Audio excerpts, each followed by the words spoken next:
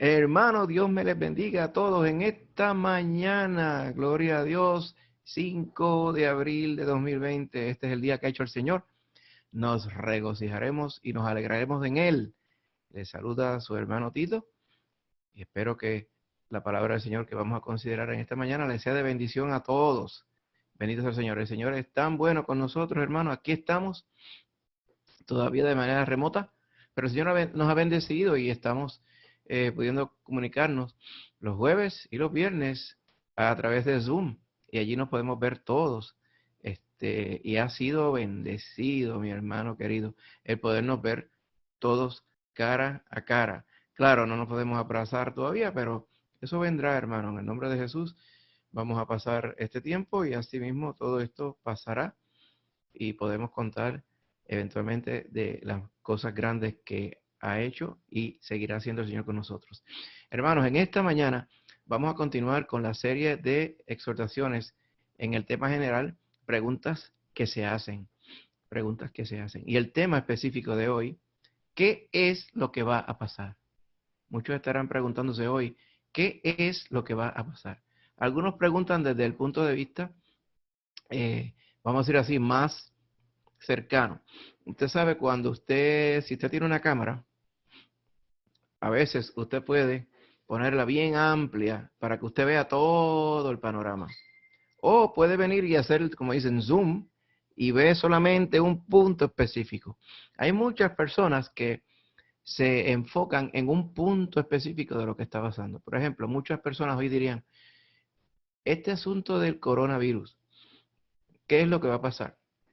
Y si hacemos así, pues tenemos el zoom bien acercado a un asunto que empezó en el lado de nosotros hace como un mes y posiblemente, según la misericordia de Dios, posiblemente nos dure mes y medio más. ¿Ok? Pero 2 meses y medio de nuestra vida respecto a todos los años que el Señor nos da de vida, pues es solamente un pequeño periodo, relativamente hablando. Inclusive, dentro de toda la historia humana, este asunto del virus será, ¿verdad?, un paréntesis o un evento entre tantos y tantos y tantos miles de otros eventos bien significativos que van a ocurrir. Así que si nosotros retrasamos el zoom, es decir, y lo abrimos para hacerlo todo bien amplio, nos vamos a dar cuenta y podremos ver el plan que Dios tiene para toda la humanidad. Bien importante que nosotros consideremos esto en el contexto de la palabra del Señor. ¿Por qué? Porque nos va a dar seguridad, tranquilidad y paz cuando entendamos que todas las cosas que estamos pasando, el Señor ya las había predicho. Y no solamente eso, sino que Él tiene un plan contigo, Él tiene un plan conmigo, Él tiene un plan con todos. Y eso lo vamos a ver a través de la palabra de Dios en esta mañana. Así que queremos ir a la palabra del Señor en el tema ¿qué es lo que va a pasar? Y vamos a leer la palabra de Dios en Mateo 24, 3 al 4, que dice de esta forma.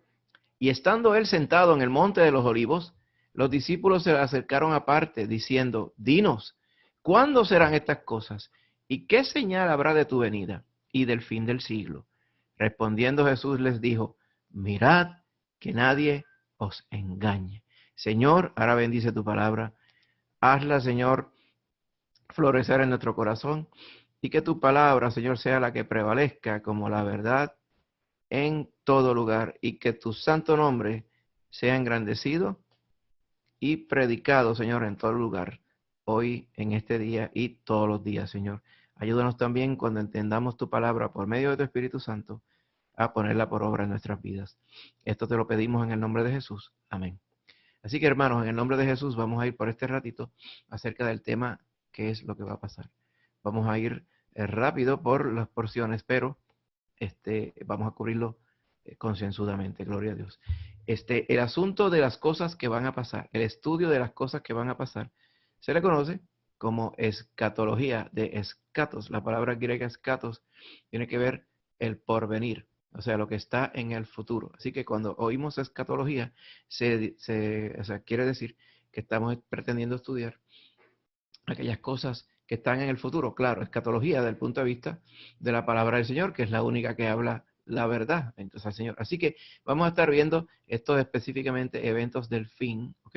Y la pretensión es confirmar que Dios tiene un plan para el mundo entero y que las cosas que están sucediendo, han sucedido, suceden y sucederán dentro de ese plan de Dios. Y básicamente el Señor todas las cosas las va poniendo en su sitio según su plan para que las personas tomen una decisión. La muerte eterna o la vida eterna. Tú escoges. Si tú has escogido por Cristo Jesús, bendito sea el Señor. Si aún no haces una decisión, hoy es el día para que hagas una decisión.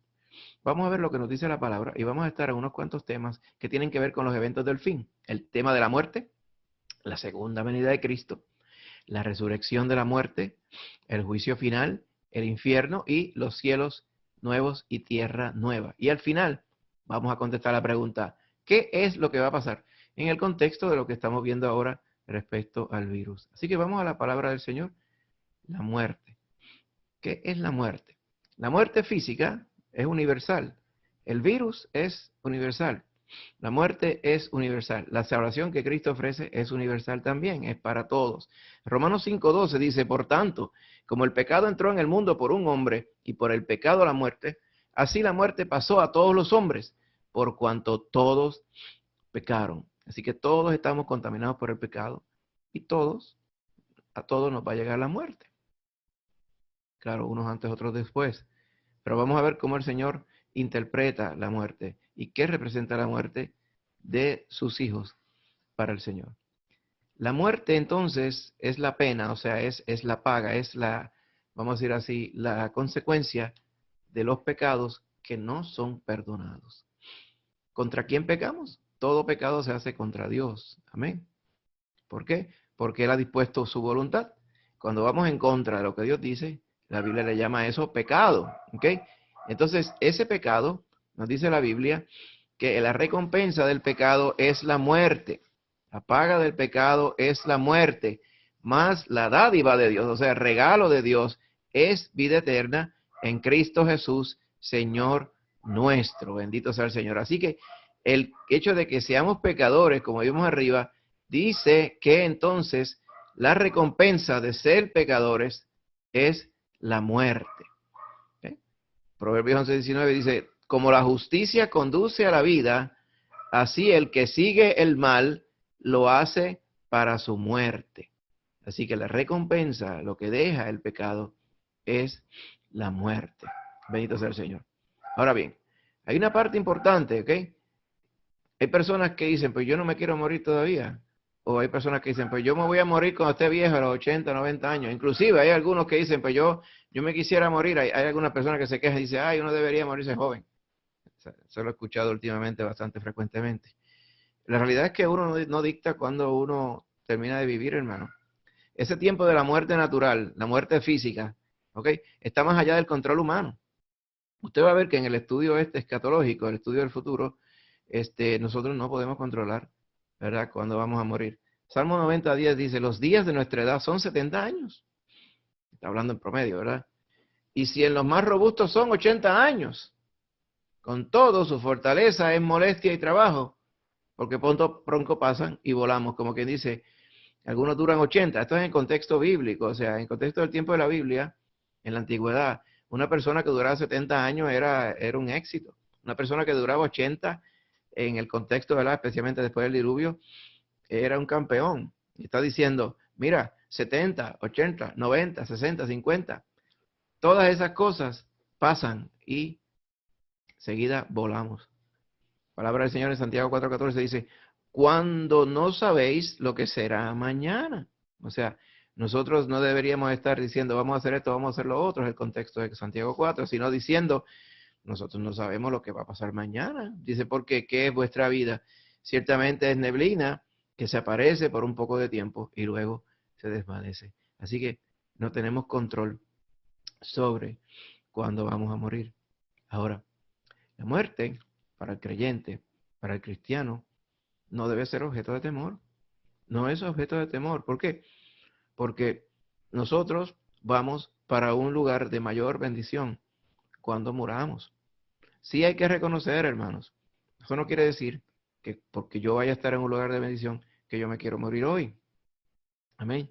Eso quiere decir que mi depósito, mi seguridad está en que cuando yo fallezca en Cristo, yo estaré en la eternidad con Él. Y vamos a describir lo que es la eternidad. Así que esa es una bendición que el Señor le ha dado a los creyentes, hermanos.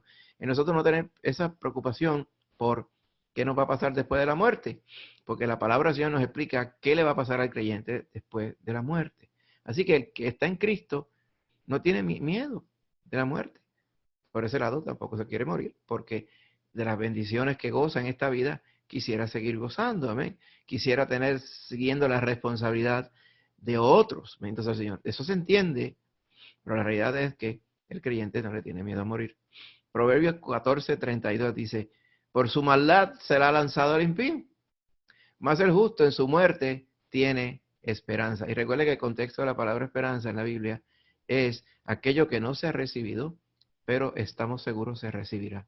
Así que el justo sabe que en su muerte está pronto a recibir la bendición eterna que Dios le ha prometido, lo que quiere decir. En Romanos 14:8 dice, pues si vivimos, que lo conocemos, ¿verdad? Este verso, para el Señor vivimos.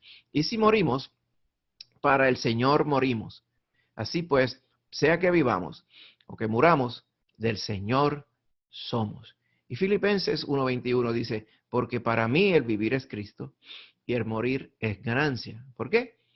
Porque cuando Pablo estaba seguro que cuando moriría, iría a la presencia del Señor. Y el contexto de Filipenses 1 es precisamente ese. Él está argumentando que sería mejor, quedarse vivo o morirse en el contexto cristiano. Él dice, yo sé que morirme voy a estar en mayor bendición, porque va a haber ausencia de enfermedades, ausencia de persecución, ausencia de tanta dificultad.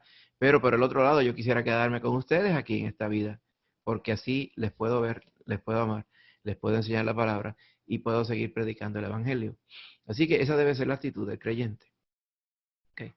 Entonces, la muerte para los creyentes, como vimos que es esperanza, es porque la muerte está relacionada con dormir. Fíjate cómo el Señor le llama, curiosamente, al evento de morir, le llama dormir. Miren Juan 11 al 13 en el contexto de Lázaro. Dice, dicho esto, les dijo después, nuestro amigo Lázaro duerme, mas voy para despertarle. Dijeron entonces sus discípulos, Señor, si duerme, sanará. Pero Jesús decía esto de la muerte de Lázaro. Ellos pensaron que hablaba de reposar del sueño. O sea, cuando el Señor le dice a ellos, mi amigo Lázaro duerme, nosotros le hubiéramos dicho, ya Lázaro se murió. ¿Por qué? Porque su carne murió. ¿Ok? Ellos decían y pensaban que estaba durmiendo literalmente, pero Cristo le llama a dormir al asunto de un creyente morir. ¿Por qué? Porque usted va a ver que cuando morimos, el que se muere es el cuerpo. El alma va a la presencia del Señor para unos eventos bien importantes. ¿Okay? Por eso que le dice, es como si el cuerpo se hubiera dormido y el alma va a la presencia de Dios. En Marcos 5:39 dice lo mismo. Entrando les dijo, ¿por qué alborotáis y lloráis? ¿Verdad? En el contexto de la niña que había fallecido, en este contexto. Y la niña dice, no está muerta, sino duerme. ¿Okay? ¿Por qué? Porque él la iba a resucitar. Él sabía que estaba en un estado temporal, hermano, respecto a la carne. Hechos 13:36 dice, porque a la verdad David, habiendo servido a su propia generación según la voluntad de Dios, durmió y fue reunido con sus padres y vio corrupción. Fíjate qué interesante. Cuando dice aquí David, obviamente cuando dice durmió, es que murió, como todo el mundo muere. Y su alma eventualmente fue llevada y se reunió con sus padres, o sea, con todos aquellos que habían muerto en la fe en Cristo, ¿verdad? En Jehová Dios. Y dice que vio corrupción, o sea, refiriéndose al cuerpo. O sea, el cuerpo se corrompió, lo enterraron, el cuerpo se descompuso, pero su alma fue reunida con sus padres. Por eso es que la palabra del Señor cuando dice en contexto de la muerte, dormir, se refiere a que el cuerpo muere, pero el alma va a la presencia del Señor para unos eventos bien excitantes que vamos a estar viendo a continuación.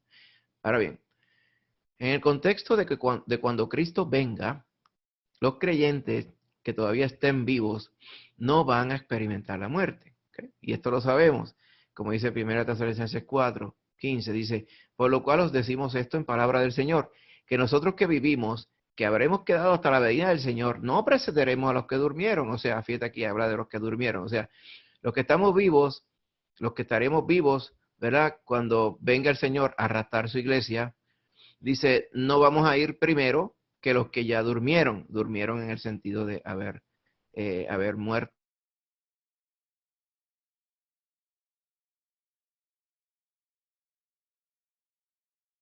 cielo, y los muertos en Cristo resucitarán primero. Luego nosotros, los que vivimos, los que hayamos quedado, seremos arrebatados juntamente con ellos en las nubes para recibir al Señor en el aire, y así estaremos siempre con el Señor. Así que necesariamente la muerte le va a tocar a todos. Aquellos que estén vivos en Cristo, cuando el Señor regrese a buscar su iglesia, pues se irán con Cristo Jesús. Bien importante, hermano. Ahora bien, hemos hablado de la muerte. La muerte viene para todo el mundo, excepto que el concepto de la muerte para el creyente es una transición de esta vida a otra vida eterna. ¿Okay? No así con el que muere sin Cristo. ¿Okay? Y lo vamos a ver a continuación cuando vayamos a la segunda parte después de esta.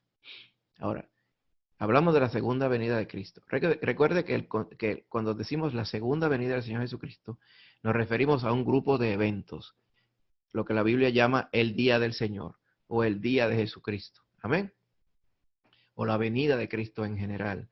Porque ese asunto de la venida de Cristo envuelve muchos eventos que suceden en la tierra y que suceden en el cielo, en el trono de Dios. Así que es importante que nosotros comprendamos esto. ¿Qué dice la Biblia respecto a la segunda venida de Jesucristo? Usted ha visto. La segunda venida de Jesucristo estaba predicha desde hace mucho tiempo. O sea, vamos a citar solamente unos versos porque hay innumerables.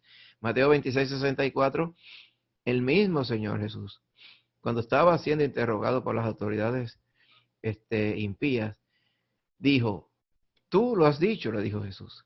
Y además os digo que desde ahora veréis al Hijo del Hombre sentado a la diestra del poder de Dios, allá en la patria celestial, y viniendo entonces en las nubes del cielo. Ya el Señor había dicho que él iba a venir.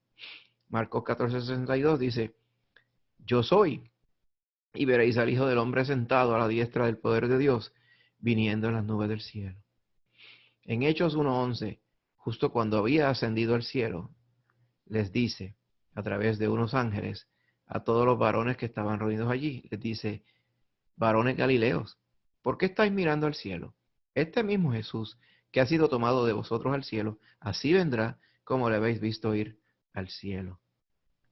Hebreos 9:28 dice, así también Cristo fue ofrecido una sola vez para llevar los pecados de muchos, y aparecerá por segunda vez, o sea, regresará, esta vez sin relación con el pecado, para salvar a los que le esperan.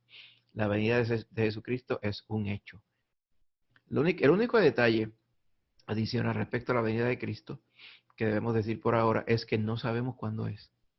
O sea, sí sabemos el contexto de lo que va a pasar antes de que venga Cristo, y lo vamos a ver en la palabra. Amén. Así que la venida de Cristo es segura. ¿Qué día va a venir? ¿Qué momento va a venir? Específicamente no lo sabemos, pero sí podemos ir viendo los tiempos en los cuales la Biblia nos dice, en estos tiempos vendrá el Señor. ¿Okay? Así que este asunto de la venida, ¿cuándo va a venir específicamente? La Biblia lo dice en innumerables ocasiones, que solamente esa hora y esa fecha, específicamente la sabe el Padre. Amén. No la sabe nadie. Más sin embargo, nosotros sabemos que innumerables personas han pretendido calcular el día de la venida de Cristo, aun cuando el Señor dijo, nadie lo sabe. Y si nadie lo sabe, nadie lo puede adivinar, nadie lo puede computar, hermano. ¿Okay? Mire cómo dice Marcos 13:32.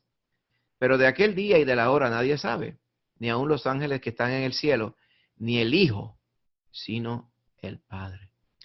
Aún en Malaquías, el Antiguo Testamento 3:1 dice, mira, he aquí yo envío mi mensajero, el cual preparará el camino delante de mí, y vendrá súbitamente a su tiempo, a su templo el Señor, a quien vosotros buscáis, y el ángel del pacto, a quien deseáis vosotros. He aquí viene, ha dicho Jehová de los ejércitos. O sea, el Señor viene seguro, pero viene súbitamente. O sea, como quiere decir, Él a nadie le dice específicamente cuándo va a venir. Lo que nos manda la palabra, verso 44 de Mateo 24, dice, por tanto, también vosotros que estáis preparados, porque tienes que estar preparado, perdón, porque el Hijo del Hombre vendrá a la hora que no pensáis. Más bien nos da un contexto aquí. Más bien dice, mira, a la hora que menos piensa uno, a esa hora que viene Cristo. ¿Qué implica? Que tenemos que estar preparados. ¿Cómo podemos estar preparados? ¿Cómo cualquiera puede estar preparado? Estando en paz con ese Rey que regresa. ¿Cómo podemos estar en paz con Él? Confesándolo como Señor y Salvador y haciendo su voluntad. para de esa forma ser sus hijos y estar gozosamente esperando que Cristo venga. Preparadito, hermanito querido. ¿Ok? Apocalipsis 16:15 dice, yo vengo como ladrón. Bienaventurado el que vela y guarda sus ropas para que no ande desnudo y vean su vergüenza. Nos incita a estar preparados. ¿Para qué entonces viene el Señor, hermano? ¿Cuál es el propósito de la segunda venida según el contexto del pueblo del Señor, del contexto de la iglesia? ¿Para qué viene el Señor? Vamos a ver que el Señor viene a recoger a su pueblo. Esto es lo que llamamos la primera porción de los eventos de la venida del Señor. Él viene a llevarse a su pueblo. Él viene a raptar, ¿ok? A aparecerse y llevarse a su pueblo. ¿Para qué? Para entonces recompensar a sus fieles y también eventualmente juzgar a los malos. Todo esto es lo que implica los eventos que aglomeramos y le llamamos la segunda venida. Miren Mateo 16:27. El Hijo del Hombre vendrá en la gloria de su Padre con sus ángeles y entonces pagará a cada uno conforme a sus obras. Aún allá en Daniel decía lo mismo. Daniel 7:13-14 dice, miraba yo en la visión de la noche y he aquí con las nubes del cielo venía uno como un hijo del hombre, que vino hasta el anciano de días, y le hicieron acercarse delante de él, y le fue dado dominio, gloria y reino, para que todos los pueblos, naciones y lenguas le sirvieran. Y su dominio es dominio eterno, que nunca pasará, y su reino es uno que no será destruido, y se refiere al reino que el Señor va a implantar cuando regrese y a darle su juicio a todos. Mateo 25:31 dice, cuando el Hijo del Hombre venga en su gloria y todos los santos ángeles con él, entonces se sentará en su trono de gloria y serán reunidas delante de él todas las naciones y apartará a los unos de los otros, como aparta el pastor las ovejas de los cabritos. Aquí está el asunto de venir a juzgar a su pueblo en el sentido de recompensarlos, pero también para darle su merecido y su juicio a los que no creyeron en él y actuaron de manera pecaminosa todas sus vidas. ¿Okay? Por eso es que habla de apartar las ovejas de los cabritos. En Juan 14 conocemos bien, Juan 14:3 dice, y si yo me fuere y os prepararé lugar, vendré otra vez y os tomaré a mí mismo, para que donde yo estoy, vosotros también estéis. Así que el Señor viene a llevarse a su pueblo, mi hermano querido. ¿Okay? Bien importante que nosotros estemos pendientes de eso. Así que es importante, hermano, que también veamos la otra parte del contexto de la venida de Cristo, que está en Judas, versos 14 y 15, que dice así. De estos también profetizó Enoc. O sea, el contexto que está hablando es de aquellos que andan haciendo falsedad, predicando falsedad y andando en pecado. ¿Ok? Los apóstatas. Dice, de estos también profetizó Enoc, séptimo desde Adán, diciendo, he aquí vino el Señor con sus santas decenas de millares para hacer juicio contra todos y dejar convictos a todos los impíos de todas sus obras impías que han hecho impíamente y de todas las cosas duras que los pecadores impíos han hablado contra él. Cuando el Señor venga, viene, mi hermano, a ajustar cuentas con los pecadores. Por eso es que hay que arrepentirse ahora. ¿Qué actitud tenemos que tener los creyentes hacia esa segunda venida? ¿Okay? Lo dice primera de Juan 2:28. Ahora, hijitos, permaneced en él, para que cuando se manifieste tengamos confianza, para que en su venida no nos alejemos de él avergonzados. Qué triste sería esto. Que cuando el Señor venga y aparezca en las nubes a llevarse a su pueblo, a nosotros nos dé vergüenza por estar haciendo lo que a él no le gusta, en vez de alegría. El Señor nos manda que permanezcamos en él, que hagamos su voluntad, que vivamos santamente, limpiamente, para que nosotros podamos regocijarnos cuando le veamos, hermano. Bien importante. ¿Qué actitud tenemos que tener? Tenemos que velar, como dice Marcos 13:35. ¿Por qué? Porque sabemos que viene, no sabemos cuándo viene. Por lo tanto, andamos listos todo el tiempo cuando estamos haciendo su voluntad. Amén. 1 Timoteo 6:13. ¿Okay? Dice, le manda Pablo a Timoteo, que guardes el mandamiento sin mácula, o sea, sin mancha ni reprensión. ¿Hasta cuándo? Hasta la aparición de nuestro Señor Jesucristo. Segunda de Pedro 3:11, que lo hemos considerado hace poquito en las predicaciones de los domingos también, dice, puesto que todas estas cosas, o sea, el mundo como nosotros le conocemos, han de ser desechas, ¿cómo no debéis vosotros andar en santa y piadosa manera de vivir? El creyente velando, el creyente al día, como que Cristo viene. Amén. Hemos hablado de la muerte. Amén. Hemos hablado de la segunda venida de Cristo. Hemos hablado de la actitud que debemos tener hacia la segunda venida de Cristo. Ahora bien, hablando de muerte, vamos ahora a hablar de la resurrección de los muertos. Porque todos los que mueren aquí en esta vida van a resucitar. Solamente que unos van a resucitar a la vida eterna y otros van a resucitar a la condenación eterna. ¿Qué determina dónde van a pasar la eternidad? Si creyeron y confesaron a Cristo como Salvador o no. Todos, por lo tanto, buenos, malos, fieles o impíos, todos van a ser resucitados. Vamos a verlo según la palabra del Señor. En Juan 5:28 dice, no os maravilléis de esto, porque vendrá la hora cuando todos los que están en los sepulcros oirán su voz, todos. Y los que hicieron lo bueno saldrán a resurrección de vida, mas los que hicieron lo malo a resurrección de condenación. Cuando dice resurrección de vida y resurrección de condenación, implica que al ser resucitados, sus cuerpos van a ir, unos a la vida eterna y otros van a ir a la condenación o a la muerte eterna. La Biblia le llama también a la condenación la muerte segunda. ¿Por qué? Porque hay una primera muerte. Y si somos condenados, entonces estamos y vamos a la segunda muerte. La palabra del Señor, ¿verdad? Lo que está implicando con esto es la base de un refrán que se escucha muchas veces. El que nace una vez, muere dos veces. Y el que nace dos veces, muere una vez. ¿Qué quiere decir esto? El que nace de una sola vez, el que nace de su madre natural, ¿ok? Y no se convierte a Cristo, muere dos veces porque muere en esta vida y muere en la eternidad también, es condenado. Sin embargo, el que nace dos veces, el que nace de la carne y el que nace del agua y del espíritu, por la fe en Cristo, muere solamente una vez. Amén. Porque de aquí de morir, resucitamos para la vida eterna. Yo le añadiría al refrán, puede ser que no muera nunca. ¿Por qué? Porque si estamos vivos, si está vivo, cuando Cristo venga a buscar su iglesia, Cristo se lo lleva directo a la eternidad y nunca pasaría por la experiencia de la muerte. Amén. Allá en el tiempo de Daniel, también el Señor decía lo mismo. Daniel 12:2 dice, y muchos de los que duermen en el polvo de la tierra serán despertados, unos para vida eterna y otros para vergüenza y confusión perpetua. Así que, hermano, esto es una realidad.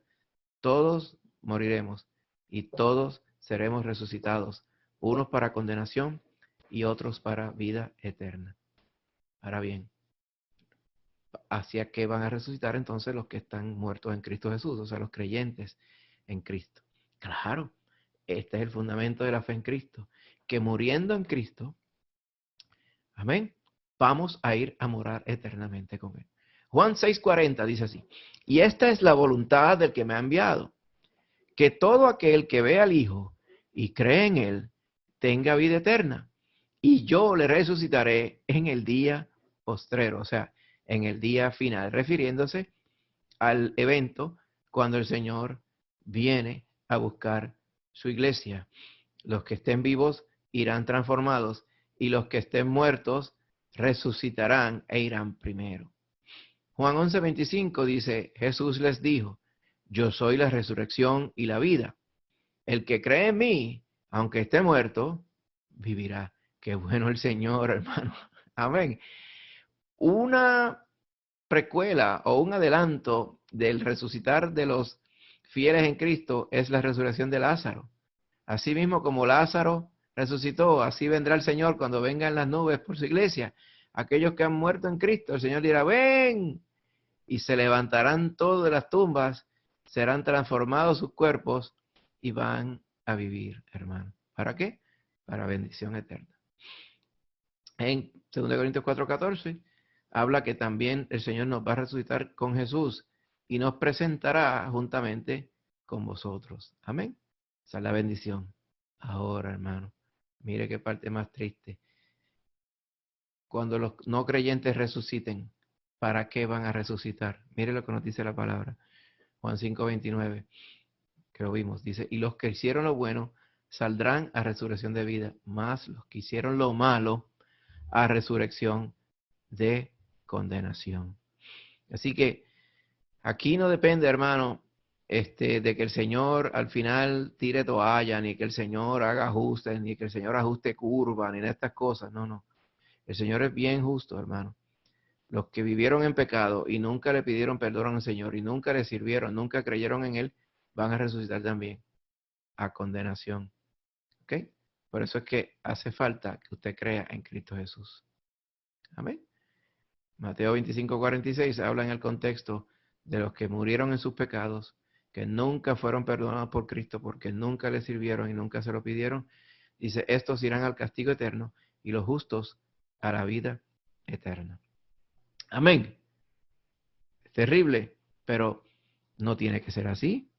El Señor está llamando a todos ahora. La palabra del Señor nos dice en las cartas de Pedro que el Señor no ha venido todavía. ¿Por qué? Porque Él está esperando que todos procedamos al arrepentimiento. Bendito sea el Señor. Los creyentes entonces van a recibir unos cuerpos incorruptibles, hermano. Qué cosa tan tremenda. O sea, este cuerpo que ahora es corrompible. Mira ahora con este asunto de la pandemia, hermano. Cuán frágil es la vida. Personas que se nos dice estaban completamente sanos, fuertes, casi respectivamente de la edad, y de momento andan aparentemente normales y a los 2 o 3 días han fallecido. O sea, tan frágil es la vida. Tenemos un cuerpo que es bien frágil, un cuerpo corruptible. El Señor no creó al hombre corruptible, o sea, que se fuera dañando y se fuera poniendo viejo y se muriera. ¿Okay? El Señor nos creó incorruptible, o sea, a Adán nunca se le mencionó nada de la muerte hasta el momento en que pecaron, porque la paga del pecado es la muerte. Así que nosotros tenemos un alma que tiene este contexto de eternidad, pero tenemos un cuerpo que lamentablemente lo que dura es un poquito de tiempo. ¿Cómo vamos a resolver esto? Con la fe en Cristo Jesús. El alma es eterna, lo que no es eterno es el cuerpo, pero el Señor lo va a cambiar por uno que es incorruptible, hermano. Por lo tanto, la muerte no tiene poder sobre él. Mire lo que dice 1 Corintios 15:42. Dice, así también es la resurrección de los muertos. Se siembra en corrupción, o sea, el cuerpo se muere y está corrupto. Es una carne pecaminosa, es un cuerpo imperfecto el que tenemos. Se siembra en corrupción, pero se resucitará en incorrupción. O sea, cuando resucitemos, que resucitaremos en un cuerpo que no tiene corrupción.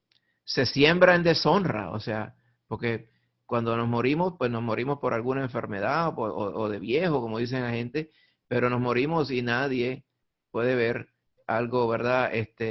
Perfecto en el cuerpo que está muerto, porque por alguna razón se murió. Mas, sin embargo, dice que resucitará en gloria. Se siembra, o sea, uno muere por la debilidad, pero se va a resucitar en poder. Se siembra un cuerpo animal, o sea, un cuerpo físico, pero se va a resucitar en un cuerpo espiritual. Amén. Así que hay un cuerpo animal y hay un cuerpo espiritual, dice Pablo.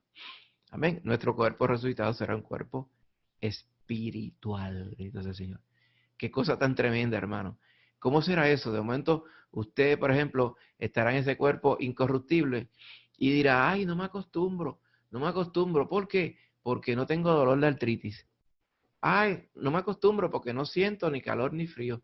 Ay, no me acostumbro porque no tengo dolor de cabeza. Ay, no me acostumbro porque tengo esta sensación que no tengo apuro. Tengo esta sensación que, que el tiempo como que no pasa precisamente porque ya el tiempo es inmaterial, porque seremos eternos, hermano.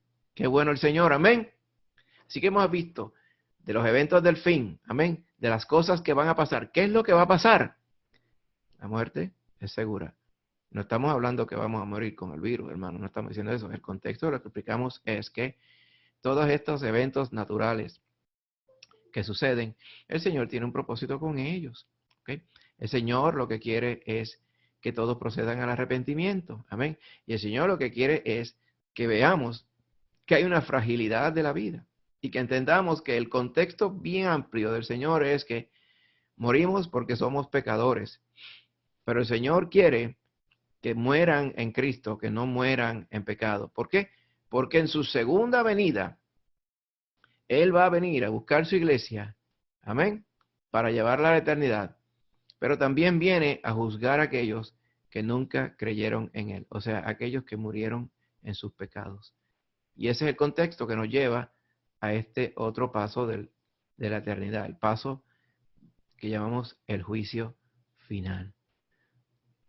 Todos moriremos, todos seremos resucitados y todos vamos a enfrentar un juicio después de la muerte. Solamente que los juicios que se van a enfrentar son diferentes. Hay un juicio para los creyentes y un juicio para los no creyentes, para los impíos. Mire cómo dice Hebreos 9:27, dice, y de la manera que está establecido para los hombres, que mueran una sola vez y después de esto, el juicio. Así que dice también en Romanos 14:12, de manera que cada uno de nosotros dará a Dios cuenta de sí. Cuando habla en el contexto de Hebreos, está hablando de toda la humanidad, pero en el contexto de Romanos 14 está hablando de los cristianos. Los cristianos tenemos que ir a darle cuentas a Dios. O sea, vamos a pasar por un rendir de cuentas, o sea, por un juicio. ¿Okay? Entonces se está hablando de los que no le sirven al Señor. Dice, ellos darán cuenta al que está preparado para juzgar a los vivos y a los muertos.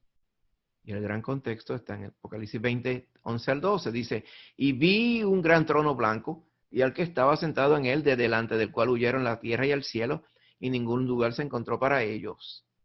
Y vi a los muertos, grandes y pequeños, de pie ante Dios. Y los libros fueron abiertos, y otro libro fue abierto, el cual es el libro de la vida. Y fueron juzgados los muertos por las cosas que estaban escritos en los libros, según sus obras. Y este es el contexto, hermano. Todos moriremos, todos seremos resucitados, y todos pasaremos por un juicio. El juicio de Apocalipsis 20:11 habla del juicio que le llaman comúnmente frente al trono blanco, y se refiere ahí a los que murieron en su pecado. Amén. Pero el juicio de los creyentes es el que está relatado aquí en Romanos 14 y también en 1 Corintios 3, donde el Señor va a evaluar nuestra obra. ¿Quién hace el juicio? ¿Quién es el que juzga? Es el Señor Jesucristo. No es Dios Padre, es Jesucristo. ¿Okay? Dice Juan 5:22, el Padre no juzga a nadie, sino que todo el juicio lo dio al Hijo. Al Señor Jesucristo es que todos le vamos a dar cuenta. Amén. Dice en Hechos 10:42 que Dios le ha puesto a Cristo por juez de vivos y muertos. Bendito sea el Señor. Así que es bien importante. En Apocalipsis 1:18, una de las formas que se presenta el Señor Jesucristo en la visión de Juan, dice de esta forma, y yo soy el que vivo y estuve muerto, mas he aquí que vivo por los siglos de los siglos. Amén. Y tengo las llaves de la muerte y del Hades. Amén. Queriendo decir, cuando yo abra el Hades, todos aquellos que están muertos vendrán a mi presencia a rendir cuentas. ¿Okay? Unos resucitarán para resurrección de condenación y otros para resurrección de vida eterna. ¿Okay? Aquí lo que vemos entonces es que los que no respondan con fe a Cristo serán condenados. Mucho se habla del contexto de esta pandemia que estamos pasando. Si decían, qué bueno sería que todos aquellos que no han creído en Cristo empiecen a creer en Cristo ahora. Esa es nuestra oración, hermano. Yo estoy seguro que habrán algunos que creerán en el Señor Jesucristo. Espero que sean muchos, hermano. La realidad es que los que no crean en Cristo y respectivamente de la vida que hayan llevado aquí, van a ser condenados. Porque lo que condena, ¿ok? No es el que tú hayas llevado una vida buena, ¿ok? Y Cristo sea injusto. No. Lo que condena es que aun cuando tú hayas llevado una vida buena, tú no confiaste en Cristo, sino que confiaste en tus obras. Y el Señor te va a condenar. Ahora, los creyentes no dependemos de las obras, dependemos de la obra que hizo el Señor Jesucristo. Claro está, una vez en Cristo, somos llamados a buenas obras, no para salvación, sino para la gloria del Señor. Esas obras Él las va a evaluar, Él las va a juzgar. Ahora, los que no respondan con fe a Cristo, los que no crean en Cristo serán condenados. Mire, verso 48 de Juan 12 dice, el que me rechaza y no recibe mis palabras, tiene quien le juzgue. La palabra que he hablado, ella le juzgará en el día postrero. Bendito sea el Señor. Amén. Según Tesalonicenses 1, 7 y 8 dice, y a vosotros que sois atribulados, hablando de los creyentes, daros reposo con nosotros. O sea, Él viene a dar el reposo a aquellos que andamos en Cristo. Cuando se manifieste el Señor Jesús desde el cielo con los ángeles de su poder, se va a manifestar en llama de fuego para dar retribución a los que no conocieron a Dios, ni obedecen al Evangelio de nuestro Señor Jesucristo. Terrible, hermano. Los cielos y la tierra que existen ahora, dice 2 Pedro 3:7, están reservados por la misma palabra, guardados para el fuego en el día del juicio y de la perdición de los hombres impíos. Apocalipsis 20:15 dice, y el que no se halló inscrito en el libro de la vida fue lanzado al lago de fuego. Todos moriremos, todos resucitaremos. Los impíos resucitarán para ser juzgados por su pecado, para la condenación eterna. Pero los creyentes no serán juzgados por el pecado. Más bien los creyentes van a ser juzgados por sus obras, para entender si sus obras fueron hechas para la gloria de Dios o no. Y aquí en el caso de los creyentes no juzgados por el pecado, solamente vamos a considerar un verso. Dice Juan 5:24, de cierto os digo, el que oye mi palabra y cree al que me envió, tiene vida eterna, y no vendrá a condenación, mas ha pasado de muerte a vida. No seremos juzgados por pecado por hacer cosas buenas. No seremos juzgados por pecado porque creímos al Señor Jesucristo. Y Él dice que los que creen en su nombre tienen vida eterna. Juan 3:18 dice, el que en Él cree no es condenado, pero el que no cree ya ha sido condenado, porque no ha creído en el nombre del unigénito Hijo de Dios. Así que el que anda sin Cristo hoy ya está condenado. Lo que va a pasar cuando muera, si muere en pecado, amén, es que le va a ser leída la sentencia, pero ya cuando muere, ya está juzgado. ¿Por qué? Porque no creyó en el nombre del Hijo de Dios. Amén. Lo dice la palabra Juan 3:18. Importante, hermano. Así que los creyentes no seremos juzgados, pero no seremos juzgados por el pecado, pero los creyentes sí seremos juzgados, hermano, en la forma en que vivimos la vida cristiana. Amén. Y después del juicio por nuestra vida, entonces estaremos en las bodas del Cordero. Miren lo que dice la palabra. 2 Corintios 5:10. Porque es necesario que todos nosotros comparezcamos ante el tribunal de Cristo, para que cada uno reciba según lo que haya hecho mientras estaba en el cuerpo, sea bueno o sea malo. Aquí está hablando de los creyentes, hermanos, y está resaltando que tenemos que darle cuenta al Señor en ese tribunal de Cristo por las obras, no por la salvación. El estar presente a Cristo en el tribunal de Cristo implica que fuimos salvos por la fe, pero ahora el Señor va a evaluar nuestras obras. Amén.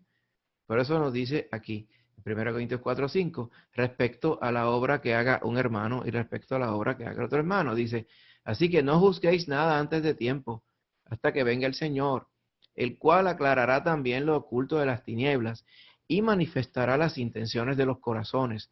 Entonces cada uno recibirá su alabanza de Dios. Bendito sea el Señor. Así que los creyentes le vamos a dar cuenta a Dios en el tribunal de Cristo. Hemos hablado de la muerte. Todos moriremos, pero hay unos que mueren en pecado y otros mueren en Cristo. Todos resucitaremos. Algunos resucitarán para vida eterna, otros resucitarán para condenación eterna. La segunda venida de Cristo es factual, es real. El Señor va a venir. No sabemos el día y la hora exactamente, solo sabe el Padre, pero nos manda a que estemos preparados habiendo creído en Cristo Jesús. De la misma forma que todos van a resucitar, amén, también unos resucitarán para la condenación, otros para la vida eterna. Bendito sea el Señor. La vida futura, la vida después de esta vida, no es para decidir dónde vamos a pasar la eternidad. Es esta vida. Porque usted vio en Juan 3:18, el que no anda en Cristo está condenado ya. Y el que está en Cristo está salvado ya. Lo que el Señor va a hacer al final, allá en la eternidad, es a juzgar la obra de los creyentes y a dictar sentencias sobre los que murieron en pecado. ¿Qué es lo que quiere decir entonces el contexto del infierno? ¿Verdad? Porque se menciona mucho. El infierno es el destino de todos los seres humanos que rechazaron a Dios. El infierno es el lugar que fue concebido originalmente para el castigo del demonio y de sus ángeles. La palabra del Señor la llama el abismo o el pozo del abismo. Lo hemos visto reflejado varias veces en los estudios que estamos llevando a cabo en el Apocalipsis, los martes a las 7 de la noche. Le invito para que se refiera a ellos, para que vea ese detalle. Especialmente el del martes pasado, estuvimos explicando ese mismo detalle. ¿Okay? Mateo 25, 41 dice de esta forma: entonces dirá también a los de la izquierda, apartaos de mí, malditos, al fuego eterno preparado para el diablo y sus ángeles. ¿Okay? Ese fuego eterno está hablando en el contexto del sufrimiento. ¿Okay? Es ese infierno.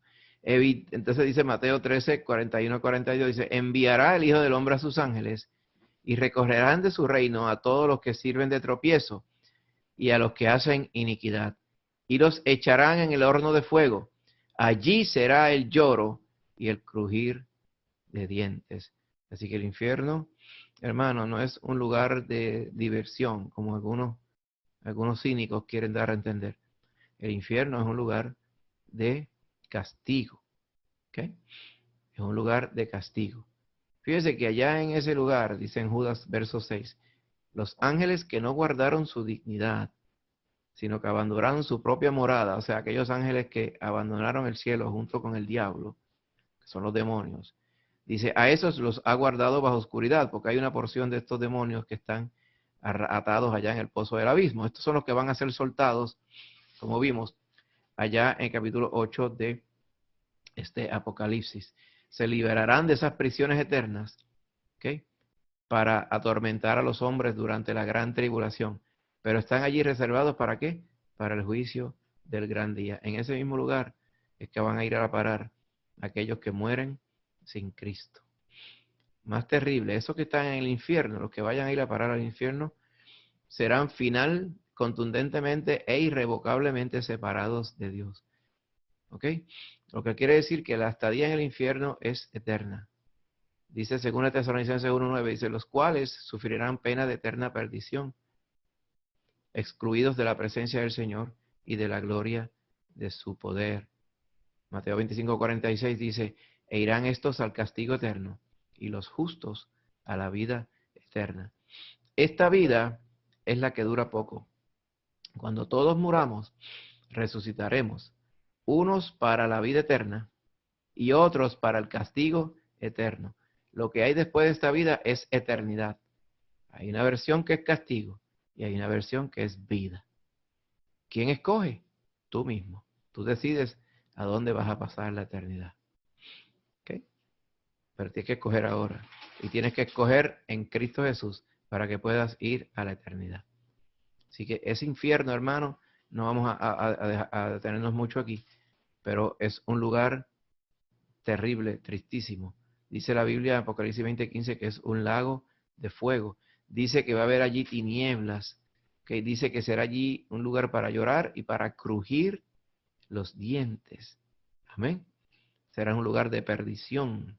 ¿Okay? Y es un lugar de castigo con un fuego eterno. Nadie en su juicio cabal quiere estar allí. ¿Cómo evitamos? Creyendo en el Señor Jesucristo, haciéndole caso a lo que dice su palabra. El Señor mismo frecuentemente advirtió acerca de ese peligro. O sea, esto no es algo nuevo, hermano. Esto es algo que se ha ido anunciando y se ha ido advirtiendo a través del Señor Jesucristo innumerables ocasiones. Mire cómo dice Lucas 12:5, dice, pero os enseñaré a quién debéis temer, o sea, a quién ustedes deben tener miedo. Temed a aquel que después de haber quitado la vida, tiene poder de echar en el infierno. Sí, os digo, a este temed. Así que A Él es el que hay que tener temor. Lamentablemente muchos andan sin temor del Señor, blasfemando su nombre, desobedeciéndole, haciendo las cosas que al Señor desagradan, o sea, viviendo en pecado. Hemos visto que lo que deja la vida de pecado es una condenación eterna en el infierno. Ahora bien, el infierno es el destino, dice, de los que mueren en pecado. ¿Okay? La condenación eterna. ¿Y qué de los que moriremos en Cristo Jesús? La Biblia nos habla entonces de cielos nuevos y tierra nueva. O sea que la eternidad nuestra, hermano, van a ser contemplando los cielos nuevos, que no son estos, y viviendo en la tierra nueva, que no es esta como la tenemos aquí. Que si el Señor va a hacer los cielos y la tierra nuevos como los tenía en la creación del Edén, posiblemente, pienso yo que sí, que pienso yo que así será. O sea, Él va a crear nuevo el cielo y la tierra sin efectos del pecado. Mire cómo dice, cuando Cristo venga, en estos eventos de la segunda venida, incluyen Él, una vez se haya ejecutado todos los juicios, Él va a traer un cielo nuevo y una tierra nueva, destruyendo lo que estaba antes, lo viejo. Apocalipsis 21:1 dice, y yo vi un cielo nuevo y una tierra nueva, porque el primer cielo y la primera tierra pasaron y el mar ya no existía más. Bendito sea el Señor. Así que todos los redimidos, lo que el Señor compró con su sangre, perdonándoles sus pecados, van a disfrutar de la vida en la presencia de Dios en ese nuevo cielo. Y cuando habla cielo, hermano, me refiero a los cielos nuevos y a la tierra nueva. Amén. Fíjense, hermano, muchas personas preguntan, ¿y dónde es? O sea, ¿estaremos viviendo en el cielo o estaremos viviendo en la tierra? No se especifica directamente, sí se nos dice que estaremos en los cielos nuevos y en la tierra nueva. Se me hace, mi hermano, que estaremos viviendo aquí en una tierra nueva con unos cielos nuevos. ¿Ok? O sea que todo lo que conocemos nosotros físicamente va a ser destruido, hasta nuestra carne vieja, y será nueva, al igual que el cielo y al igual que la tierra. Amén. Bien importante. Así que es importante, hermano, que consideremos la palabra del Señor correcta para que nuestro corazón se llene de esperanza y se llene de paz. Esto es lo que el Señor tiene puesto en el futuro para nosotros, hermanos. No nos enfoquemos tanto en las cosas de la tierra. No nos enfoquemos en lo que está pasando. Enfoquémonos en lo que nos va a pasar. Es bien importante, mi hermano querido. Fíjese entonces, si vamos al contexto de 1 Tesalonicenses 4:17, lo hemos leído ya. ¿Okay? El Señor nos va a llevar, ¿verdad? Y estaremos siempre allá con el Señor. El Señor va a llevarse a su iglesia y va a llevarse en las nubes. Pero después habla también que cuando el Señor venga físicamente a batallar contra las naciones, al final de la gran tribulación, regresará con todos sus santos. O sea que regresamos acá. Amén. El Señor va a implantar su reino milenial. Y después de ello, después de la final batalla, después de ese reino milenial, el Señor va a implantar cielos nuevos y tierra nueva. Así que es importante que nosotros entendamos bien el contexto. Mire Apocalipsis 21:1-4 para que entendamos bien lo que quiere decir cielo nuevo y tierra nueva. Allá estaremos todos, dice, y vi un cielo nuevo y tierra nueva, como hemos leído. Porque el primer cielo y la primera tierra, pasaron, y el mar ya no existía más. Y yo, Juan, vi la santa ciudad, la nueva Jerusalén, descender del cielo de Dios, dispuesta como una esposa ataviada para su marido. Y oí una gran voz del cielo que decía, he aquí el tabernáculo de Dios con los hombres, y Él morará con ellos, y ellos serán su pueblo.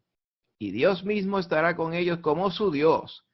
Enjugará Dios toda lágrima de los ojos de ellos, y ya no habrá muerte, ni habrá más llanto, ni clamor, ni dolor, porque las primeras cosas pasaron. Así que ese es el destino, ese es el estado final de todos aquellos que hemos sido redimidos, o sea, comprados con la sangre del Cordero de Dios, del Señor Jesucristo. Amén. Allí, en ese futuro, el Señor nos va a sustentar. Dice que en el próximo capítulo en Apocalipsis, en esa Jerusalén, Nueva Jerusalén, que es la ciudad donde vamos a vivir, dice que bajó del cielo y se posó sobre la tierra. Dice que allí donde viviremos eternamente, todos los que hayamos muerto en Cristo Jesús, que dice que va a haber un río limpio de agua de vida que va a resplandecer como el cristal y que salía de ese trono de Dios y del Cordero, el trono que Juan vio en el capítulo 4. Dice, y en medio de la calle de la ciudad, de esa ciudad eterna, la Nueva Jerusalén, aún y a un lado del río, o sea, a un lado del río y al otro lado del río, estaba el árbol de la vida. O sea, el árbol tenía raíces en un lado del río y en el otro lado. Dice, y producía 12 frutos, dando cada mes su fruto. Y las hojas del árbol era para la sanidad de las naciones. O sea, el que sustenta la vida, esa vida eterna, es el Cordero. En el Cordero es que está la vida. El que tiene al Hijo, tiene la vida. El que no tiene al Hijo, no tiene la vida. El Cordero es el único que te puede hacer resucitar para la eternidad. Amén. Juan 6:58 dice, el que come este pan, hablando del Señor Jesucristo, vivirá eternamente. Apocalipsis 2:7 dice, el que tiene oído, oiga lo que el Espíritu dice a las iglesias. Al que venciere, le daré a comer del árbol de la vida, el cual está en medio del paraíso de Dios. Amén.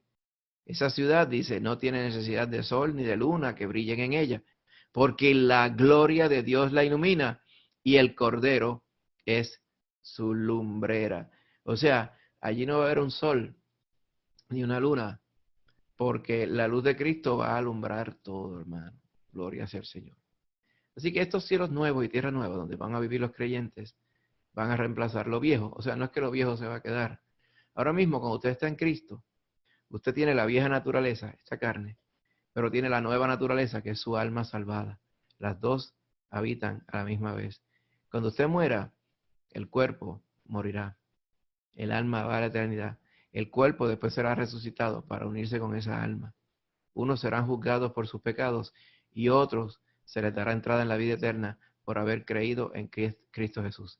Pero sin embargo, en la eternidad no va a haber cielos nuevos y tierra nueva y se van a quedar los viejos cielos y la vieja tierra. Todo lo que es viejo será destruido. Solamente vamos a leer Isaías 65:17, dice, he aquí yo crearé nuevos cielos y nueva tierra, y de lo primero no habrá memoria, ni más vendrá al pensamiento.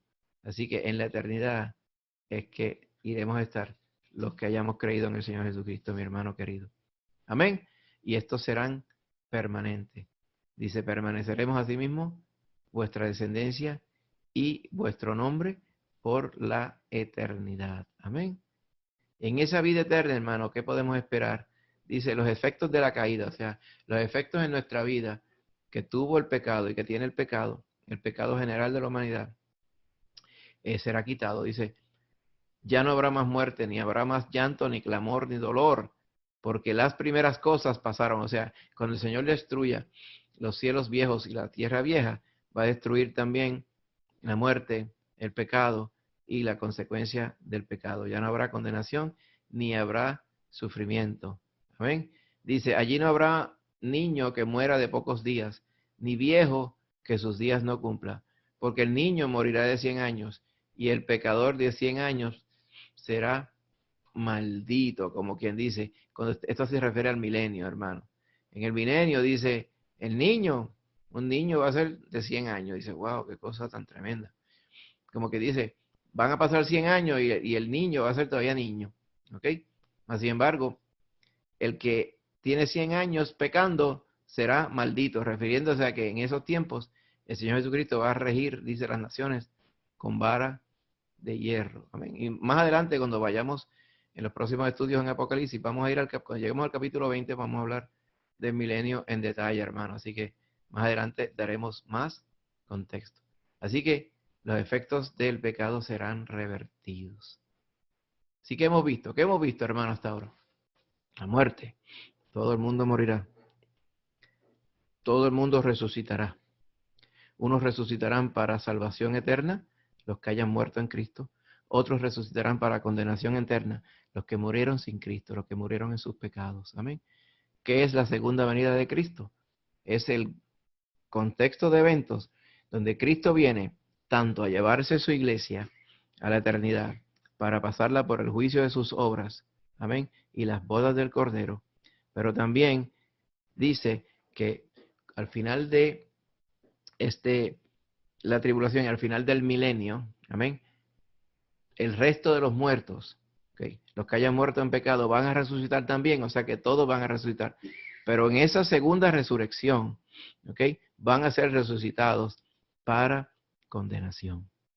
Ahora, ¿a dónde quiere uno ir? Si quieres ir a la vida eterna, te invito a que creas en el Señor Jesucristo y confieses su nombre como Salvador, para que Él escriba tu nombre en el libro de la vida. Amén. El que no se halló inscrito por la fe, quiero decir, en el libro de la vida, será lanzado al lago de fuego. Ahora, eso es a grandes rasgos, hermano, el plan que Dios tiene con la humanidad. Ahora, ¿qué nosotros podemos entender? O sea, ¿qué hacemos con los eventos que están sucediendo ahora? Quiero terminar con esta exhortación. ¿Qué hacemos? ¿Cómo ponemos todo lo que está pasando en el contexto de Dios? O sea, esto que hemos visto del plan de Dios, todos creados a imagen de Dios. Vivimos, morimos, somos resucitados, unos para condenación y otros para vida eterna. ¿Y dónde ponemos todo lo que está pasando? Y hago unas cuantas preguntas que pretendemos contestar con lo que dice la palabra. ¿Cómo interpretamos esto del COVID-19, esto del coronavirus? ¿Qué más debemos esperar? Okay. Mira lo que dice la palabra. El Señor contesta esto, hermano. Capítulo 24, versos 4 al 14. Dice, de Mateo, dice, respondiendo Jesús les dijo, mirad que nadie os engañe. ¿Respecto a qué? A lo que leímos al principio. ¿Qué señal habrá de tu venida y del fin del mundo? El Señor les dice, miren que nadie os engañe. ¿Por qué?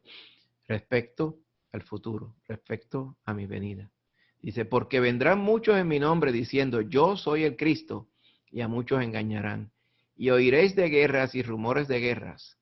Mirad que no os turbéis, o sea, no se dejen confundir, porque es necesario que todo esto acontezca, pero aún no es el fin. Como quien dice, esto que estamos pasando ahora, ¿ok? Va a haber guerra, rumores de guerra, ahí más abajo dice que va a haber pestilencias, pero aquí, pestes. ¿Qué es una pestes? Viene del nombre el griego y raíz latina pestis, que quiere decir las calamidades. De ahí es que viene el asunto de el nombre de la peste bubónica, aquella, la muerte negra que hubo allá en el siglo XIV. Amén. Donde prácticamente una tercera parte de la humanidad murió en aquel entonces, ¿ok? En un contexto de casi 100 años, o sea, algo terrible. Aún aquello, hermano, aún aquello era para no confundirse, ¿ok? Como algo que era necesario que pasara, y aún eso no fue el fin, aquello no fue el fin, mucho más terrible que lo que estamos viviendo ahora. Esto que estamos viviendo ahora no es el fin. ¿Por qué sabemos que no es el fin? Lo vamos a explicar más adelante, hermano. Amén. Hay muchas cosas que aún tienen que suceder antes que venga el Señor Jesucristo y lo vamos a explicar. El Señor viene, y el Señor viene en cualquier momento. Pero hay un contexto que uno tiene que estar claro, se tiene que cumplir antes que el Señor venga. ¿Por qué? Porque Él lo dijo así, hermano. Fíjese que se van a seguir levantando nación contra nación, reino contra reino, habrá pestes, como las ha habido y las habrá y las está viendo. Va a haber hambres, terremotos en diferentes lugares, dice, y todo esto será principio de dolores. ¿Okay? Porque el Señor equipara su venida con un parto. ¿Ok? ¿Cómo empieza el parto? Pues empiezan los primeros dolores. Cuando empiezan los dolores, ya uno sabe, la mujer sabe que va a parir ya mismo. Pues la mujer sabe que los primeros dolores no quiere decir que va a parir ahí a los 2 minutos. Quiere decir que empezó el proceso, la labor de parto. Nosotros ahora mismo estamos ya específicamente en la labor de parto. La venida del Señor es inminente, pero aún faltan eventos. Van a entregar a los creyentes a tribulación. Muchos creyentes van a morir y muchos creyentes van a ser odiados por la gente a causa de ser cristianos. Amén. Van a haber muchos que van a tropezar, ¿ok? Como quien dice, muchos van a apostatar, se van a desgajar de la fe, como dice, y se van a entregar unos a otros, o sea, se van a traicionar unos a otros. Y esto en el contexto de la gran tribulación, habrá muchos que chotearán a los cristianos, amén, como lo hicieron en las persecuciones romanas hace ya cientos de años. Se aborrecerán unos a otros y muchos falsos profetas se levantarán y van a engañar a muchos, hermanos. Ya esto está sucediendo hoy. Ya esto está hoy y seguirá y se pondrá peor. Y por haberse multiplicado la maldad, el amor de muchos se enfriará. O sea, la gente no va a poder confiar unos en otros porque ya entienden que el amor ya es inexistente casi. mas el que persevere hasta el fin, éste será salvo. La forma de salvarse es perseverando hasta el fin. Vamos a ver entonces quiénes son los que perseveran, hermanos. Así que estamos viendo, el Señor mencionó el coronavirus. ¿Dónde lo mencionó? Míralo aquí. Habrán pestes como parte de principio de dolores. Sigo diciendo. Entonces, Cristo viene. Cristo dice, cuando empiecen los dolores de parto, es pronta mi venida, pero no es ahí inmediatamente. Entonces, ¿qué va a pasar? Si Cristo no va a venir ahora mismo, ¿qué señales son entonces las que faltan? Mire lo que dice 2 Tesalonicenses 2. Dice, pero con respecto a la venida de nuestro Señor Jesucristo y nuestra reunión con Él, os rogamos, hermanos, que no os dejéis mover fácilmente de vuestro modo de pensar, ni os conturbéis, ni por espíritu, ni por palabra, ni por carta como si fuera nuestra, ¿ok? En el sentido de que el día del Señor está cerca. O sea, ¿qué quiere decir? No se muevan fácilmente de su modo de pensar. Que es claro aquí, dice, el modo de pensar de los tesalonicenses era que aún para que Cristo viniera faltaban eventos, que la venida del Señor no era en la semana que viene. Amén. Y dice, no se dejen confundir de esto, no se dejen llevar de que hay gente que dice que Cristo viene mañana, y que yo vi a Cristo, y que viene aquí, que viene acá. No. No se dejen confundir. ¿Ok?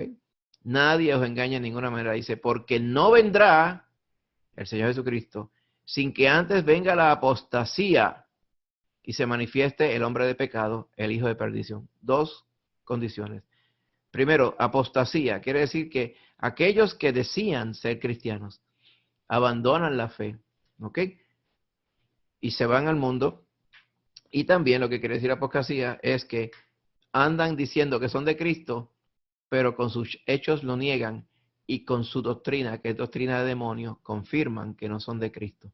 Esa es la apostasía. Está hablando aquí de la iglesia contaminada, de la gran ramera, que va a ser protagonista en los tiempos del fin. Va a decir, tiene que venir la apostasía mucho más que lo que vemos ahora. Y se tiene que manifestar el hombre de pecado, o sea, el anticristo. Esas dos cosas no han sucedido aún todavía, Señor, mi hermano. Por lo tanto, el Señor no puede venir mañana. Ya quisiera yo que viniera mañana, pero el Señor no viene mañana. ¿Que viene cuándo? Viene pronto. ¿Cuándo es? Él sabe. ¿Qué nos mandó? A estar preparados, y nos ocupáramos en esto. ¿Cómo debe ser nuestra vida cristiana? Hermano, no podemos andar nerviosos. No podemos andar asustados. Las cosas que están sucediendo son bien graves.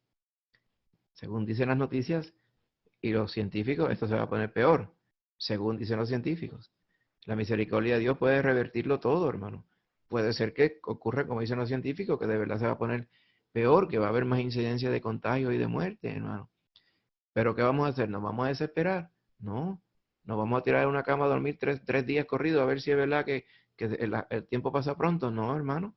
¿Qué nos ha mandado a hacer el Señor? Él no nos ha mandado a hacer como el avestruz. Lo que Él nos ha mandado a hacer es a vivir una vida cristiana, amén, que le dé la gloria a Él. Amén.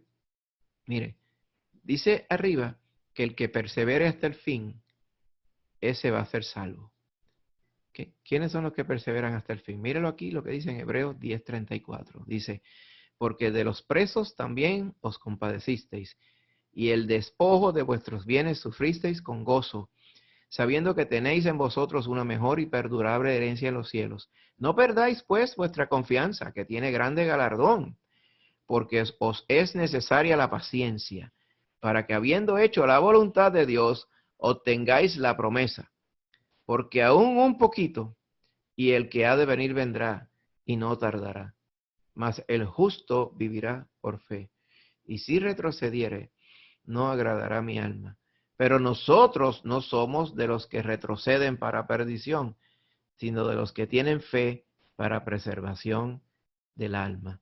Así que los que hemos creído en Cristo, hermano, somos los que vamos a persistir. Amén.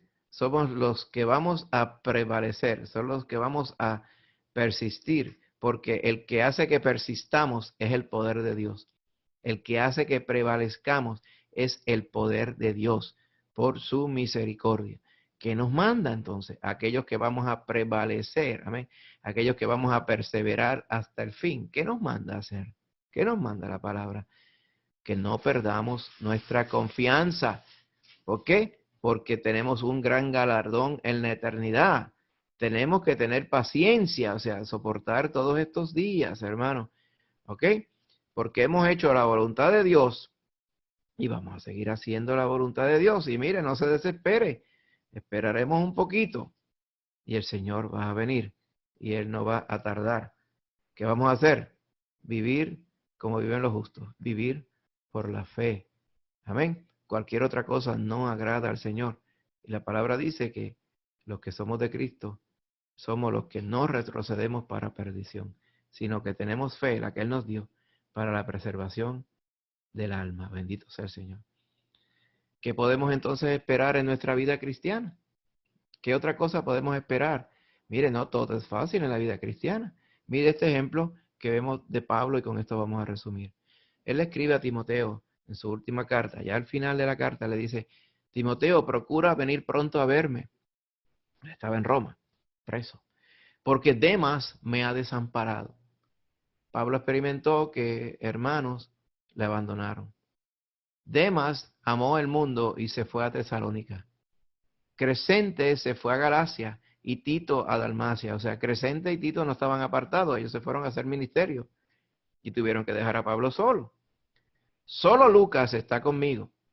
Toma a Marcos y tráele contigo, porque me es útil para el ministerio. A Tíquico lo envié a Éfeso. Trae cuando vengas el capote que dejé en Troas en casa de Carpo y los libros, mayormente los pergaminos. O sea, Pablo tenía necesidad de ayuda, como todos nosotros tenemos necesidad de ayuda, y él tenía su ministerio y le dijo a Timoteo, cuando vengas, tráeme los materiales del ministerio. El capote, o sea, la capa que dejé allá en casa de Carpo, dice, y los pergaminos, porque obviamente ahí estaban escritos seguramente la palabra de Dios. Y sigue diciendo, Alejandro el calderero, ¿ok? Que era uno de los supuestos fieles, dice, me ha causado muchos males, porque él se apartó y se fue al mundo, dice, yo no me voy a encargar de él, que el Señor le pague conforme a sus hechos. ¿Ven? Dando a entender que Alejandro no era creyente, Alejandro se apartó porque no era creyente, se fue al mundo, y Pablo está diciendo, cuando el Señor le dé su merecido a los impíos, que el Señor arregle cuentas con Alejandro. Y le dice a Timoteo, guárdate tú también de él. O sea, que nos manda como iglesia, que no nos juntemos con aquellos que dicen ser de Cristo y lo que andan es haciendo la obra de Satanás. Que dicen ser de Cristo y no le creen a la palabra de Cristo y se inventan su propia profecía y le creen más al Dios me dijo que lo que dice la palabra. Que nos alejemos de aquellos que dicen tener amor de Dios y no tienen amor de Dios. Que nos alejemos de aquellos que dicen predicar la palabra, mas sin embargo son falsos profetas, predicando doctrina de demonios, hermano. En eso nos tenemos que ocupar la iglesia. En eso se tiene que ocupar el creyente. Con esto termino. Mire cómo dice al final los últimos dos versos de 2 Timoteo. Las últimas palabras que escribe Pablo.